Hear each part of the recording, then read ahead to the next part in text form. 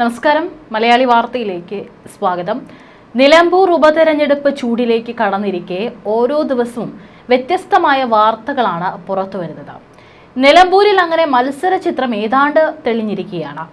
തെരഞ്ഞെടുപ്പ് പ്രഖ്യാപിച്ചതിന്റെ പിറ്റേന്ന് തന്നെ ആര്യാടൻ ഷൗക്കത്തിനെ സ്ഥാനാർത്ഥിയായി പ്രഖ്യാപിച്ച് UDF കളത്തിലിറങ്ങിയപ്പോൾ പാർട്ടി ചിഹ്നത്തിൽ തന്നെ കരുത്തനായ സ്ഥാനാർത്ഥിയെ നിർത്തി പോരാട്ടം കടുപ്പിക്കുകയാണ് CPM. ആദ്യം മുതലേ പരിഗണനയിൽ ഉണ്ടായിരുന്നെങ്കിലും ഇടയ്ക്ക് മറ്റു പല സാധ്യതകളും തേടിയ ശേഷമാണ് CPM M സ്വരാജ് തന്നെ മത്സരിക്കട്ടെ എന്ന് തീരുമാനിച്ചത്. ഇതോടെ നിലമ്പൂരിന്റെ തെരഞ്ഞെടുപ്പ് ഗോതയിൽ പോര് കനക്കുമെന്ന് ഉറപ്പായി കഴിഞ്ഞു. അതിൽ ആര് വാഴും ആര് വീഴും എന്നാണ് ഇനി അറിയേണ്ടത്. അതിൽ തന്നെ അൻവറിന്റെ നിലപാട് എത്രത്തോളം നിർണായകമാകും? ത്രില്ലർ പോരിലേക്ക് കടക്കുമ്പോൾ നിലമ്പൂരിൽ ഷൗക്കത്തോ സ്വരാജോ എന്നുള്ള ചോദ്യമാണ് ഉയരുന്നത്. PV അൻവർ ആർക്കൊപ്പം നിൽക്കുമെന്ന ചോദ്യം ഇപ്പോഴും അന്തരീക്ഷത്തിൽ നിൽക്കെ അദ്ദേഹം ഒറ്റയ്ക്ക് മത്സരിച്ചേക്കുമെന്നുള്ള സൂചനകളും കഴിഞ്ഞ ദിവസങ്ങളൊക്കെ തന്നെ അലയടിച്ചിട്ടുണ്ടായിരുന്നു. അദ്ദേഹത്തെ പിന്തിരിപ്പിക്കാനുള്ള ശ്രമങ്ങൾ UDFന്റെ ഭാഗത്ത് നിന്ന് നടക്കുന്നുണ്ട്. ഇപ്പോഴിതാ അർദ്ധരാത്രിയിൽ PV അൻവറുമായി രാഹുൽ മാങ്കൂട്ടത്തിൽ MLA കൂടിക്കാഴ്ച നടത്തിയത് കോൺഗ്രസിൽ വിവാദം സൃഷ്ടിച്ചിരിക്കുകയാണ്.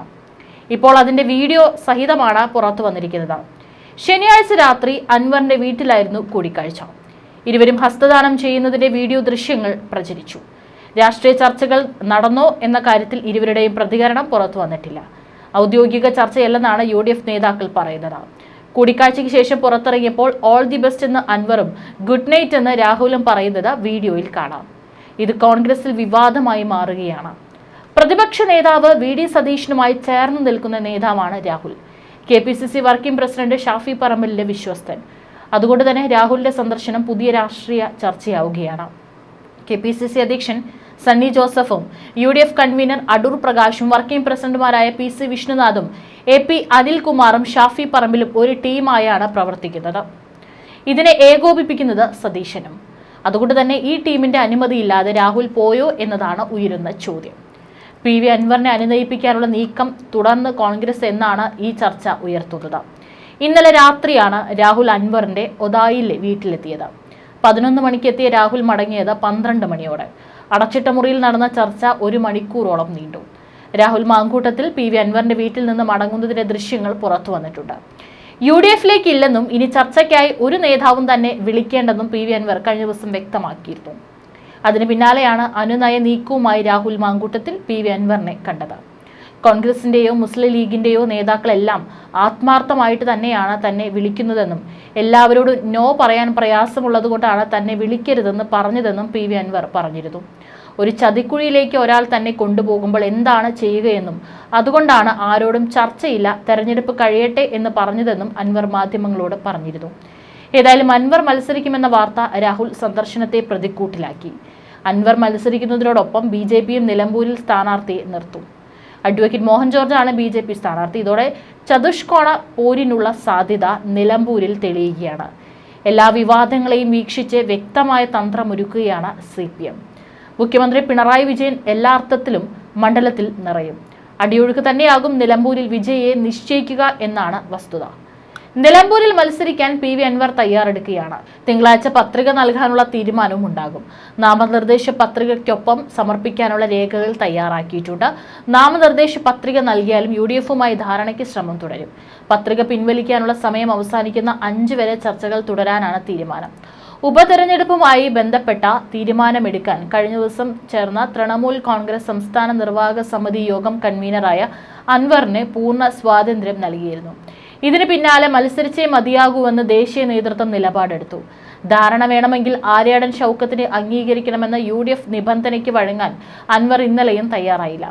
പ്രതിപക്ഷ നേതാവ് VD സതീശിനെതിരായ രൂക്ഷ വിമർശനം തുടരുകയും ചെയ്തു. ആഗ്രഹമുണ്ടെങ്കിലും കയ്യിൽ പണമില്ലാത്തതിനാൽ മത്സരിക്കാനില്ലെന്ന് രാവിലെ പ്രഖ്യാപിച്ച അൻവർ വൈകിട്ട് നിലപാട് മാറ്റുകയായിരുന്നു.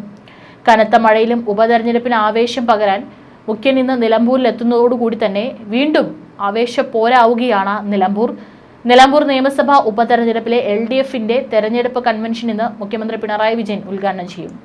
വൈകുന്നേരം 3:30 കോടതിപ്പടിയിലാണ് പരിപാടി നടക്കുന്നത്.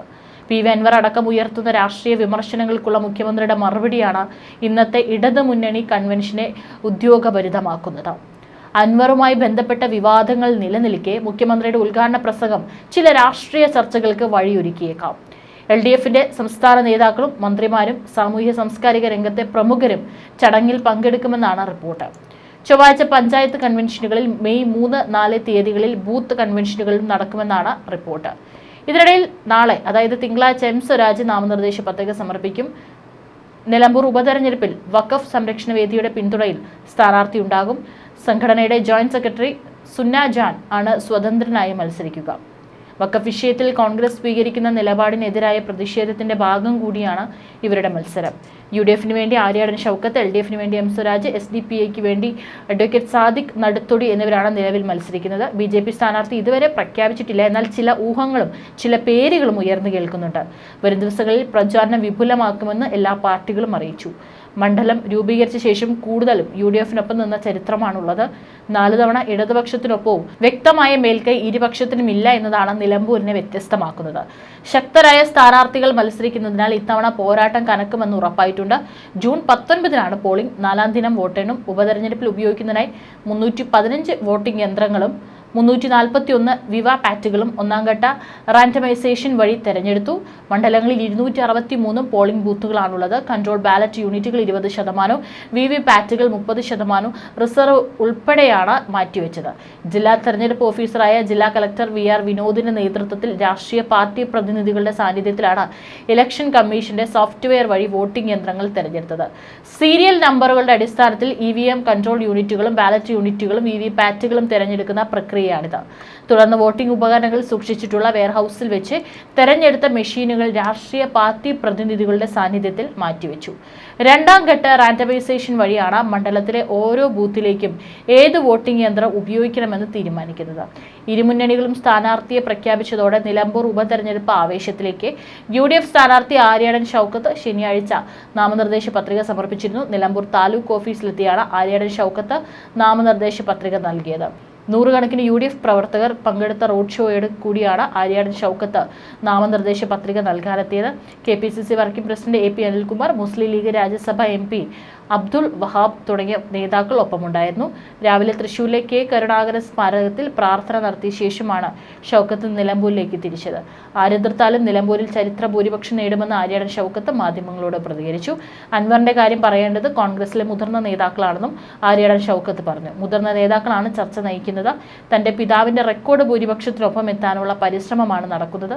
സ്ഥാനാർത്ഥി വൈകിയതിനെക്കുറിച്ച് മറുപടി പറയേണ്ടത് CPM ആണ്. പാർട്ടി ചിഹ്നത്തിൽ ചരിത്രത്തിൽ 2 തവണ മാത്രമാണ് നിലമ്പൂരിൽ സ്ഥാനാർത്ഥി ഉണ്ടായതെന്നും ആര്യാടൻ ഷൗക്കത്ത് മാധ്യമങ്ങളെ കണ്ടപ്പോൾ പ്രതികരിച്ചു.